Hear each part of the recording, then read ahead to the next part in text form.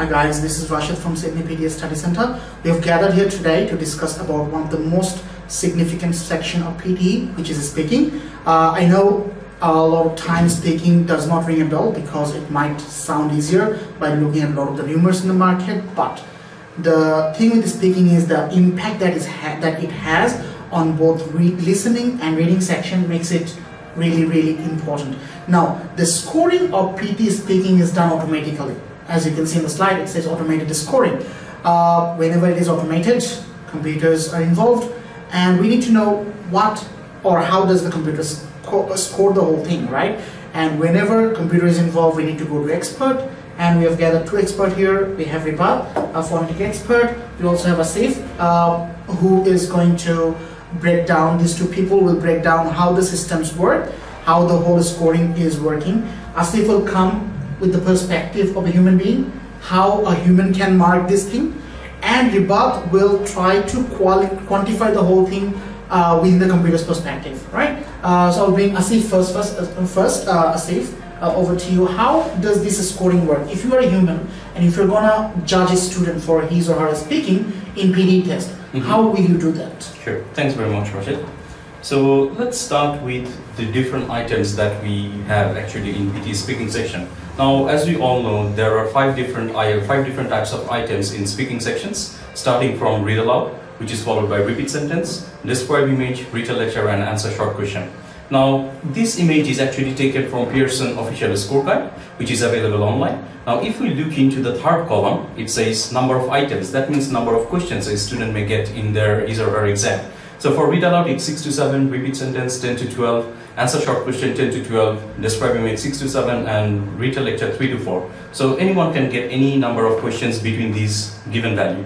Now this next image, our team actually prepared this table. So it actually, the first two columns are different name of different items and number of questions. And the third column is actually the maximum possible score one can get from each question.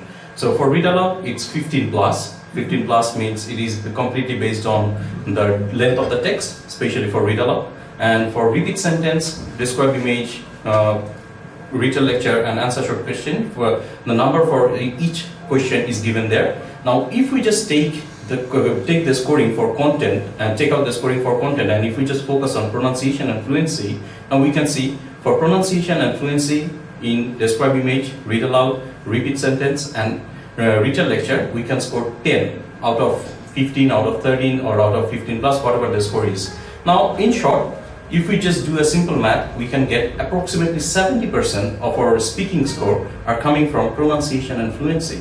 Now, these two items are really important or very significant for your speaking. Now, why is that, and how we can score this one into detail? From a human perspective, if we again look into the official score guide, they provided us with a guideline, what it means to be a native like, or how we can get 5. It just says native like for oral fluency and for pronunciation. Now, what does that mean? They also explain it into detail. What does it mean to be a native like? Take this one as an example for oral fluency. So it says speech shows smooth rhythm and phrasing. There are no hesitations, repetitions, false starts, or non-native phonological simplifications. So these are the different criteria set out by Pearson. Now, why I am focusing on oral fluency today is these are some of our previous students who achieved their score in speaking as well as in overall PTE exam. Now, let's take a look into this one. One student got his speaking score 89. He received his oral fluency score 90, but pronunciation 50. The next one, oral fluency 90 out of 90, pronunciation 60. The next two students, they received their score in oral fluency, which is 90 out of 90, but received their score in pronunciation less compared to oral fluency, which is 72 and 58 respectively. Now, what it tells us? It tells us if anyone get their score 90 out of 90 or more than 85 in oral fluency, there is a chance of getting their score in overall speaking. Now, why is that? From a human reader's perspective, let's break it down. So the criteria set out as 0, 1, 2, 3, 4, 5 in oral fluency. 0 is disfluent, 5 is being a native-like speaker. Now, what's the criteria set out here? Let's read it. 5 states, speech shows smooth rhythm and phrasing. There are no hesitations, repetitions, false starts, non-native phonological simplification. Let's have a look into 3. What it says? It says speech is at an acceptable speed but may be uneven. There may be more than one hesitation, but most words are spoken in continuous manner, continuous phrases. And the last one, 0, which is disfluent, it says speech is slow and labored with little discernible phrase grouping, multiple hesitations, pauses, false starts, blah blah blah. Now, what is the difference between these scoring criteria? So one thing is common, which is rhythm and phrasing. Now this thing, take note on this thing, which is rhythm and phrasing. Now to get your score, good score, which is 5 out of 5, in your oral fluency, one must focus on rhythm, appropriate rhythm and phrasing. Now there are different criteria set out in Pearson official scorecard that we are actually repeatedly cited on, which is oral rhythm and phrasing. And again, if you provide longer pauses while you are speaking, or if you read each word separately, or if the word is scattered, then there is a chance of getting 0. Close to 0. Not 0. If it is not 0, then very closer to 0, maybe 1. By any chance, if you get 1 in your, say, in one task, and you keep on repeating this one for your entire speaking, as in the very beginning I said approximately 70% of your score are coming from pronunciation and fluency. Now if you got less score in pronunciation, for example, say oral fluency, then 35%, if we take half and half, 35% of your scores are almost gone. Almost gone. That means you are standing at 65 or 55. 90, you are standing at 55. So I believe this is not anyone's desired score. So yeah, so definitely focus on oral fluency. Focus on oral fluency in order to improve your speaking. Sure. Okay, so this is obviously the view of a human being, but the thing is, Pearson PTE test is not checked by a human being, rather being scored by the computer, right? So I will bring Ribat in here because he's the data analyst here. Ribat, what have you found about computer scoring? I mean, how does the computer score? Is it thinking in the same way a human thinks, or it has a different pattern of thinking? Thanks, Rashid. Thanks, Asif. That was a nice insight into this scoring mechanism. Obviously, Pearson's PTE test is done in the computer and the score comes out of the computer, right? Hence the term automated scoring. Now, if I look at the conceptual scoring, the daunting term that came out of Asif's point of view was the native-like fluency and native-like pronunciation. So when he conceptually broke it down, the things that were synonymous was phrasing, rhythm, long pauses, right? Sounds pretty good, sounds pretty understandable, but when you start looking things into computer's perspective, it becomes a bit shady, right? Now, obviously we would like to see this automated scoring pattern, right, within a statistical analysis approach, right? So primarily there are two technologies going on behind the automated scoring, especially for speaking. The first one is the speech recognizer, right, where they're collecting data from test takers, test reviewers, or any native speakers, right? Then, when they have collected those data, right, those acoustic models from those test takers or native users, then they'll do the data analysis on top of that, right? Now, whenever we have researched what kind of data analysis goes behind it, the thing that came out was hidden Markov model, HMM model. Now, obviously, this is not a layman's term, right? So if I break it down, what is a hidden Markov model? It basically means if you're looking at a data, but you do not know what's inside the state of that data, right? So imagine a box. Basically, right? it's kind of untouchable, right? It's untouchable, right? You can see that, but exactly. You can't get into it. Exactly. So you cannot go inside the box, right? Now, but you can make some sort of prediction, right? Looking at the outside parameter of that box. So let's say what you can do, you can smell outside of the box. So if you smell something nice, you can predict that something nice is inside. Let's say you can smell a pizza, right? Now you're predicting that some sort of food is inside that box. Now, how much of a pizza there? You can weigh it. If it is heavy, you know that we have enough pizza for all of us. We're actually thinking about pizza right now. Okay, anyway, so what did you do? Like looking at the outside parameter of that box, you predicted what could be inside that box. That kind of data analysis we call hidden Markov model. Asif, obviously you would know that, right? So this is what's happening. To get those data from various test takers or learners of English language, Pearson's developed a test development process, right?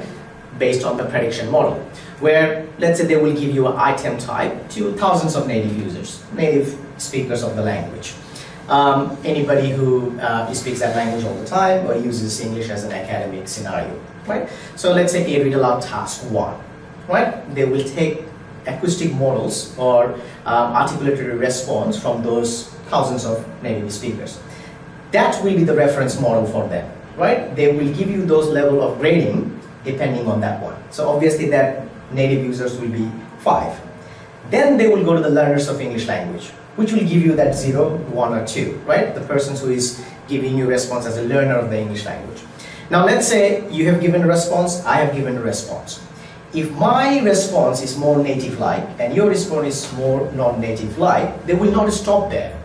Now they will get experts, right? So given a sample that is given by you, given a sample that's given by me, what will be the score given by an expert?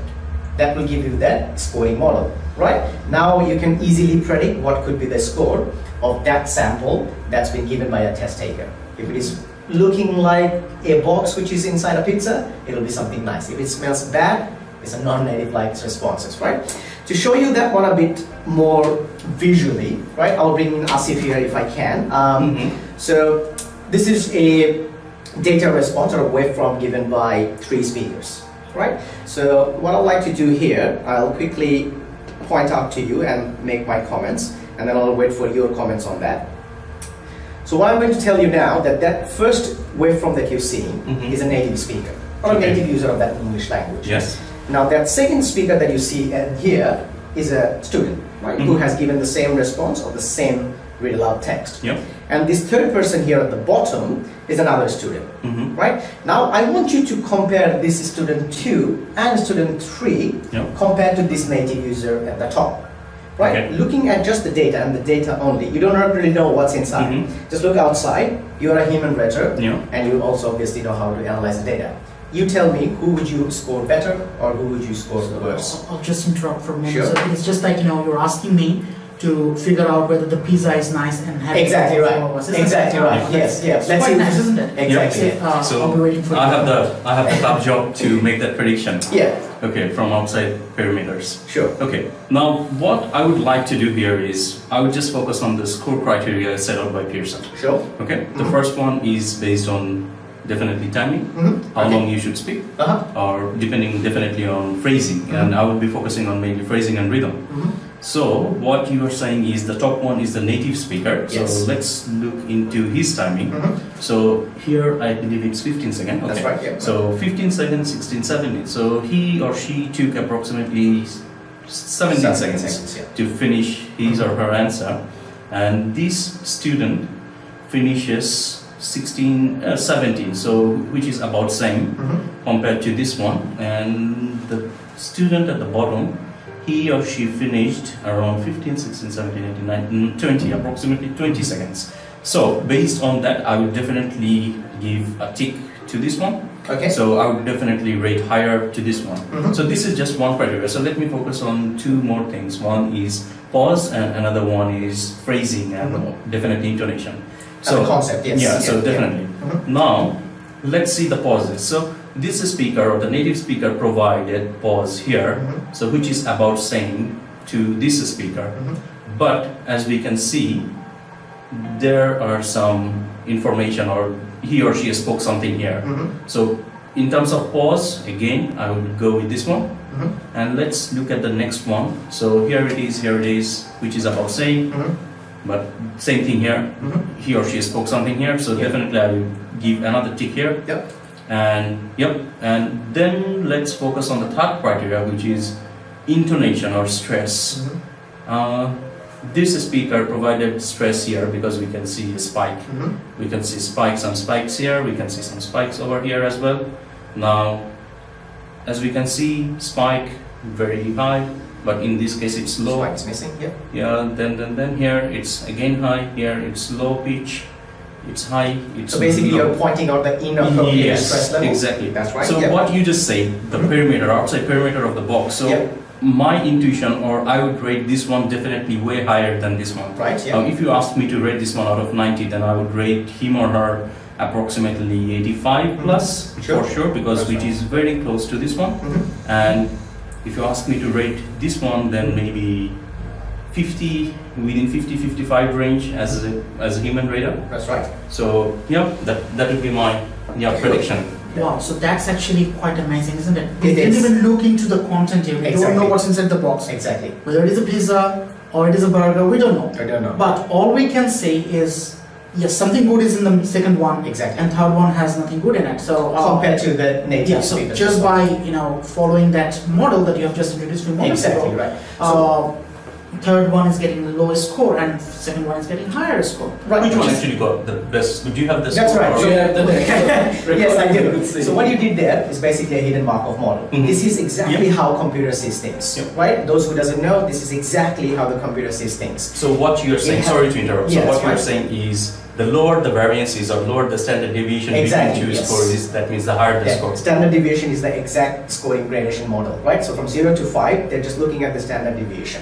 Okay. Nothing else. Statistical analysis, right? So now the interesting factor here is, I actually have the recordings of those. Now obviously the first one here is the native speaker, as I said, right? It's actually a computer generated speech response of a read aloud text. Mhm. Let me quickly play this one.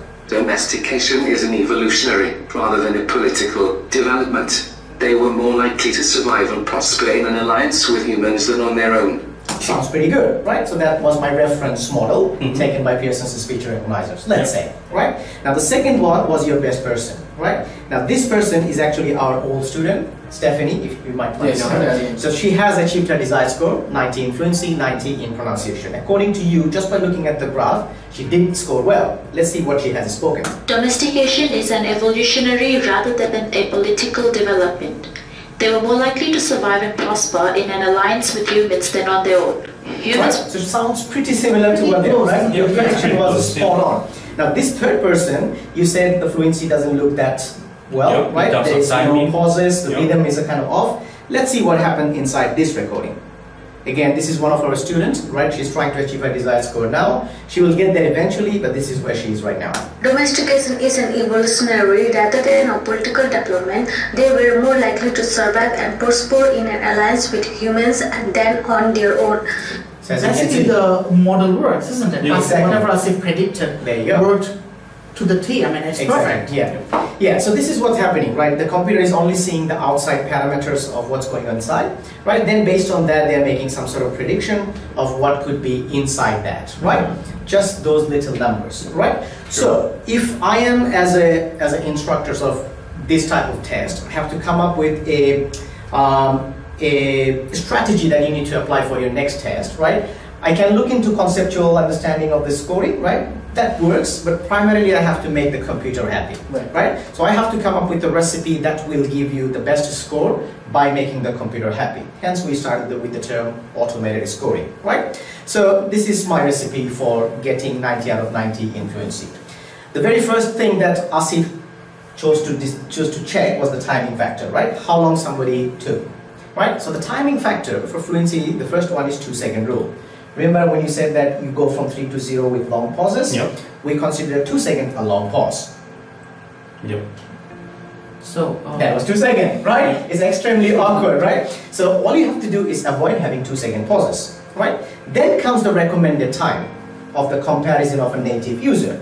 Now for a read aloud, we have found the recommended time is half the amount of time they have given you, right? So let's say they've given you 40 seconds to finish a text. You should be wanting to finish within 20 to 25 seconds.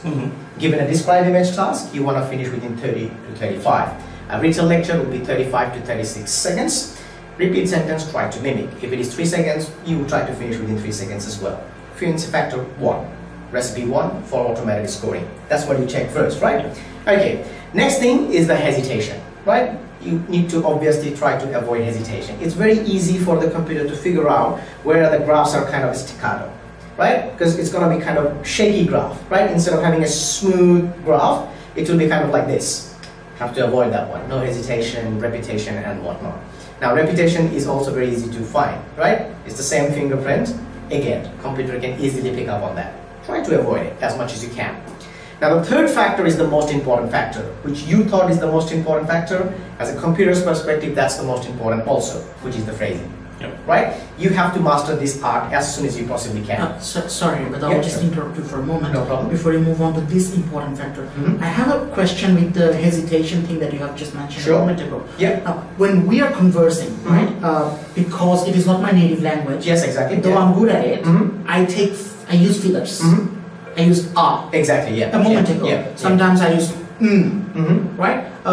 We have seen when the test is being taken by a human being, we use this sort of fillers. Exactly. Can I do that for PTE? Absolutely you can, right? So as I said, they have a speech recognizer, right? Now this is not a speech recognizer for doing automated phone calls, right?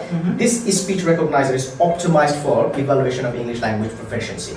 Now those and are natural English fillers. Right, so when you register those the computer can discern those points out and just look into the actual response of your data, right? So there is a misconception that as soon as you say an and you will never get your desired score of fluency.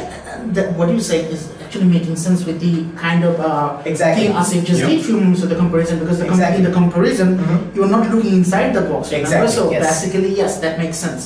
So you just looked at the spikes. The spikes was the main word, right? Domestication. As long as you have domestication at the same place as the native speaker, if there was a bit of an before that, the computer will discern that, because that's a natural human filler. Right? Cool. That works perfectly fine.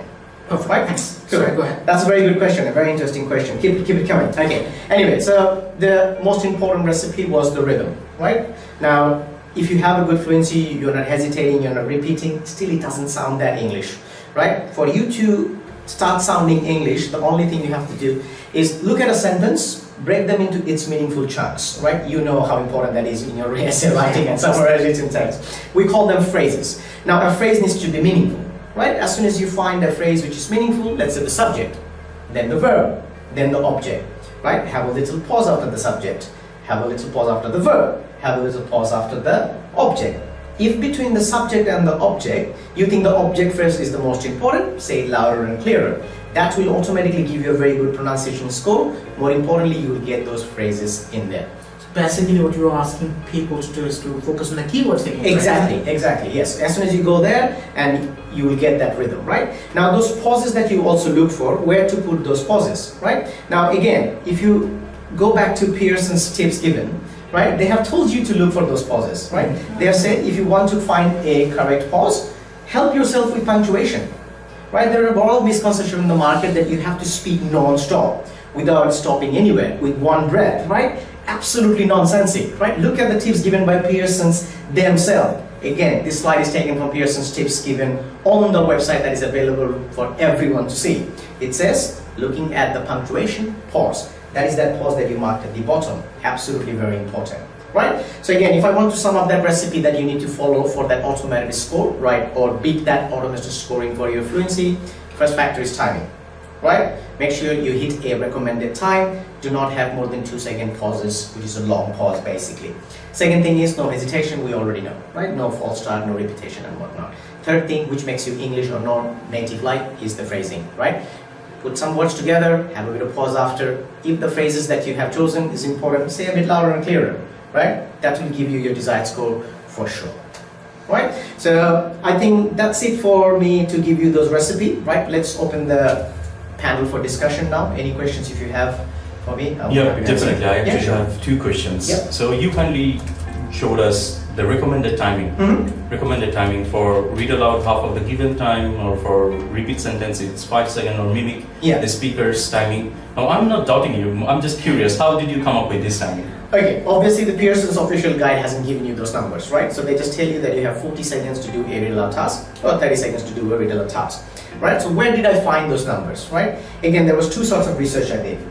One was, where did that timing given came? Right? So if we go through the research paper, they have told us usually you are given twice the amount of time taken by average native speakers, right? So if a native speaker takes about 20 to 25, you will be given twice of that time, because the grade was from native to non-native, is fluent, right? Now obviously that's again just reading some research paper, but I had to do more research, right? So what we did, actually it started from Melbourne and it stopped going from Brisbane as well.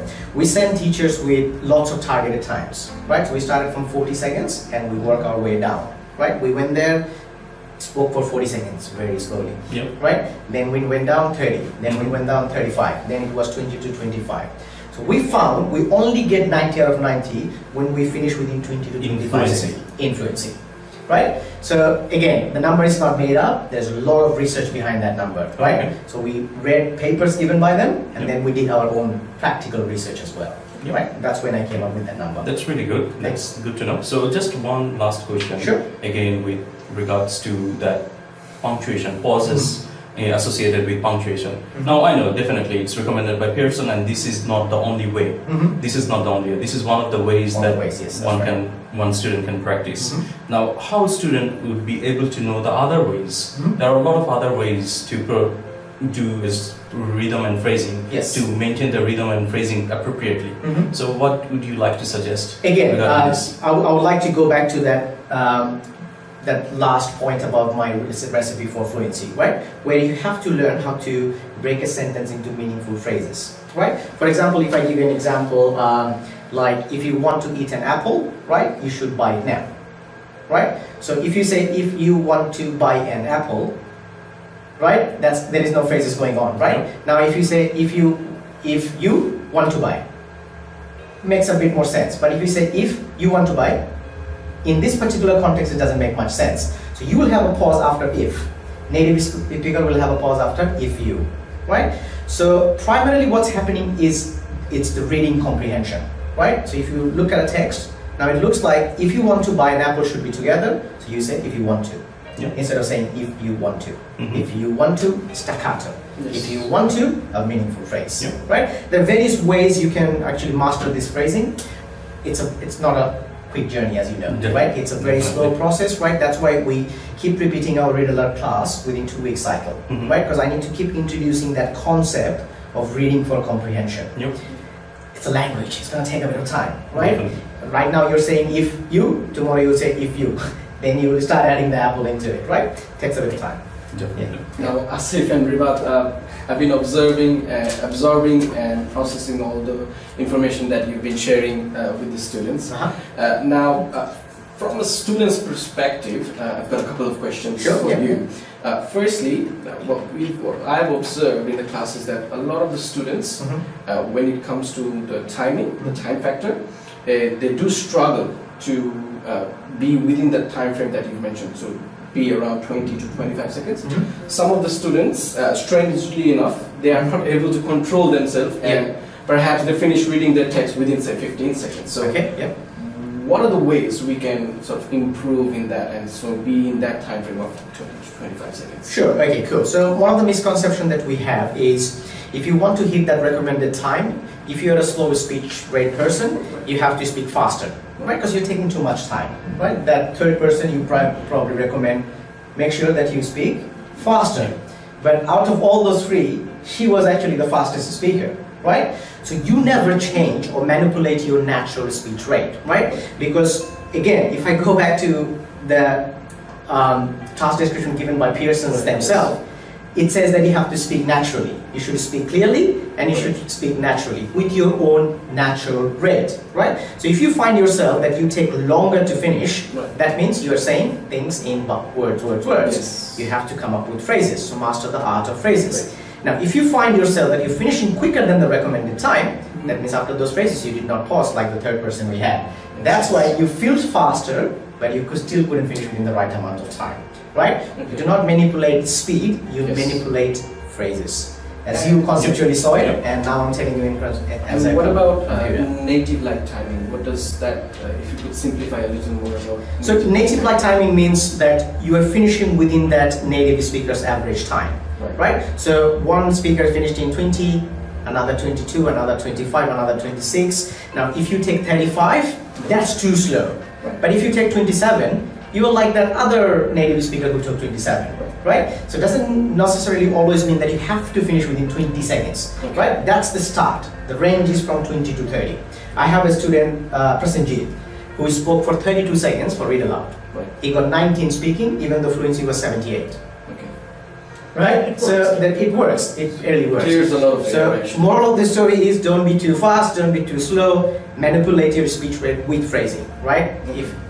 a human reader conceptually is telling you that, Yes. a computer is telling you that as well, you just follow that. Okay. Right? Okay. Okay, so Yeah, just on top of both of your discussions. So what Sure. I'm absorbing or what I understand is, it's not if someone says I'm a fast speaker or I'm a slow speaker, it's not they're faster, it's not they're slower, Absolutely it's not. about their perception of being slower, Exactly. perception of being faster. That's right. So, and that's what they need to manipulate, either by providing pauses or either by making some phrases. Yes. This is what you're saying, right? Exactly, right? Okay. So if I break that down into numbers again, right? Again, passion of data coming in. So if you have a full stop, 1 second pause. If you have a comma, half a second pause. If you have Perfect. a pause after a phrase, less than that off. Yeah. Right? Very simple mechanism. Avoid 2 seconds. Yeah, perfect. Right? Looking at Russians right now. Very awkward, 2 seconds. Yeah, after 2 seconds is finished, I have a question for you, right? Sure, yeah. As you know, we always have a chat with the students all the time. Sure. I happen to have more chats with the students than a lot of other people. Mm-hmm. What I figured out that there are a lot of other recipes in the market, right? That's true, And yeah. some of them are pretty easy to follow. Mm-hmm. And sometimes they work. Mhm. I mean, a lot of times they work. Mhm. Why are you making things complicated in this way? I actually kind of knew that you will ask me that question, but I have a very good example that will be relatable to both of you. Right? So obviously there are a lot of recipes in the market, right? Now, some of the recipe works, some of the recipe works for somebody, some doesn't work for somebody else, right? Now the primary problem that we have right now is mix and matching of recipes, right? Which you did, you remember? Yes. So what happened was, Rashid and I makes very good butter chicken. Right? So my recipe, I usually go for a bit more salt and I put 2 spoons of salt. And I remember you put anchovy in your butter chicken, right? So Atik was trying to make the same butter chicken that we make, right? So one day he made one butter chicken. What he did was he put 2 spoons of salt, then for flavor he added your anchovies there as well. At the end of the day, it was absolutely too salty, right? So this is exactly what's happening in the market, right? So you get bits of information from here and there, right? So then you mix that recipe. At the end of the day, you produce something very salty, right? So go with one single recipe which addresses those single points. When you mix and match it, that's when it becomes very bad. So that's comforting for students, but as the manager of the organization, not comforting for me. Exactly. Right? Because what you're saying is they can go anywhere, follow anything properly, get their score. As your manager, I'm asking, why should they come to me? Okay, so obviously in terms of recipe, right, you do not go to somebody who is just following somebody else's recipe, right? You have to follow the master recipe, right? So who is the best person to find? I'm going to ask you, if you want to follow someone to score really well in PTE, who should you primarily ask? Pearson? Pearson, right? Have you found anything that we have said today that wasn't taken from Pearson? As you can see that all the references from top to bottom, from Asif's start, Pearson's 2018, the very updated guide. I'm not telling phrases, Pearson's telling you phrasing, right? Those informations, the hidden Markov model, right? It's inherited in the speech recognizing system, right? It is not my recipe, it's Pearson's recipe. It's just a simple interpretation of that, right? You can go anywhere, but I don't know somebody who breaks down things like that, just following Pearson's recipe, right? So now that's comforting for me. Yes, exactly right, right? As long as you're breaking down Pearson's recipe, it will work, right? We have broke it down from a various angle. Human readers, computer, student perspective. Trust me, this recipe will work. It has to work, and it's working. Okay, so that's comforting for me now. But as you have made students comfortable and me as well, what I can say at the end is just practice properly if you're practicing with anyone. If you want our help, we are always here to help. We are more than happy to accommodate your need. But there is a catch, is if you're choosing anyone to help you, focus on how close are they to Pearson's one. Exactly. That's with that remark, I think it is time that we'll sign off today. We'll see you next time. Thank you. Thank you. Thanks very much.